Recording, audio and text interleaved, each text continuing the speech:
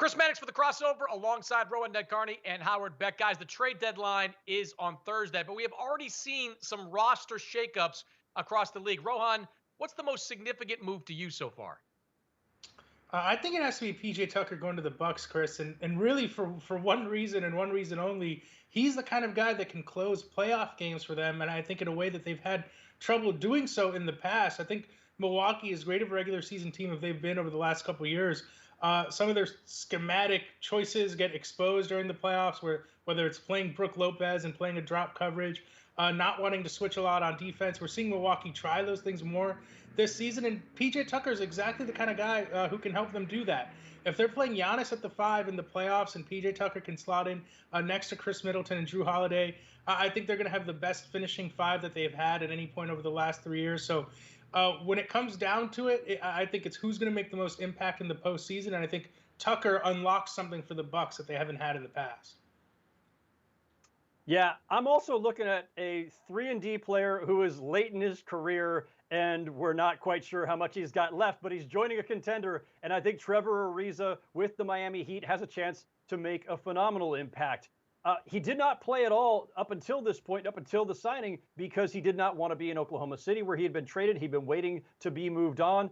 Now he has been moved on. He did shoot 37% from 3 last year. This is a guy who has championship experience from back in the day with the Lakers. He's been in a couple of finals. He's played in 102 playoff games. He's exactly what the Heat need. Also, just in terms of personnel, they lost Jay Crowder. They lost a great 3-and-D player in Crowder. They signed Avery Bradley and Mo Harkless. Neither of those guys have really worked out for the Heat. And getting Ariza in there to kind of stabilize and help build the backbone of this defense along with Butler and Iguodala, he just seems like he is the perfect Heat player, and at a time that they absolutely need a player who brings what Ariza's got. The lesson learned from the Ariza trade is if you are a middle-aged NBA player, take half a season off, and you can join Miami at some point, like Ariza and Iguodala have done in recent years. I'm looking at Blake Griffin as potentially the biggest impact player of this bunch, and it's going to take some time for Blake to work his way back into game shape. We saw him play recently in his debut, scored 2 points, a couple of rebounds, did dunk. Hey, Blake Griffin can still dunk. That's now still a thing. But I do think it's going to take him a couple of weeks, if not longer, to get into shape and into the kind of comfort level that makes him effective with the Nets. But I think there's opportunity there. I mean, Blake Griffin at this point can play a lot of small ball 5 with this group. And I think as a small ball 5, he can be effective against some of the bigger, more plotting big men and space the floor a little bit. The last couple of years, Blake Griffin has emerged as kind of a mid-30-ish three-point shooter. It's not great, but it at least creates a threat for you on the outside. Rohan, I think that Blake, while it certainly possesses the star power, the star name to go along with Durant and Irving and James Harden, I think whether it's the 4 or 5 spot, we could see some significant, double-digit points or rebounds games from Blake Griffin moving forward.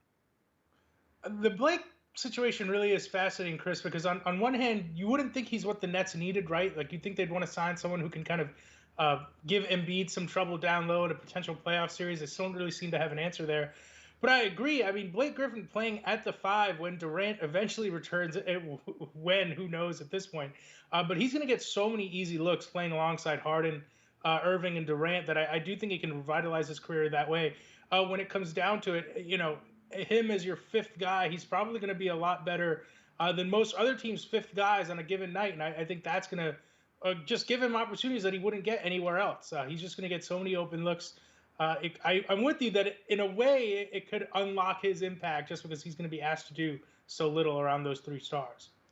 Yeah, and one thing to remember is that Harden has been in pass-first mode all season long. He's taken over when he's had to, but for the most part, he has approached games as a playmaker and a passer.